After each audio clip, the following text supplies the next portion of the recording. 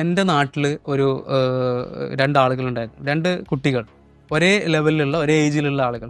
ഇതിൽ ഒരാൾ നല്ലോണം പഠിക്കുന്നു, ഒരാൾ പഠിക്കാത്ത ആളായിരുന്നു. അപ്പോൾ ഈ പഠിക്കാത്ത ആളുടെ മാതാപിതാക്കൾ അല്ലെങ്കിൽ അവനുമായി ബന്ധപ്പെട്ടവർ എപ്പോഴും അവനെ കണ്ട് പഠിക്കുമെന്ന് പറഞ്ഞ് അവൻ അവസാനം ഇവനോടുള്ള വൈരാഗ്യം കൂടുകയും അങ്ങനെ ഒരു സുപ്രഭാതത്തിൽ ഇവനെ ഒറ്റയ്ക്ക് കിട്ടിയപ്പം ചെറുതായിട്ട് പെരുമാറുകയും ചെയ്തു. സ്വാഭാവികമായിട്ട് ഇതിൽ സംഭവിക്കുന്നത് എന്താണെന്ന് വെച്ച് കഴിഞ്ഞാൽ ഈ ആള് ജോലി ലഭിക്കുന്നു, അതേപോലെ തന്നെ നല്ല രീതിയിലേക്ക് ആയി മാറുന്നു.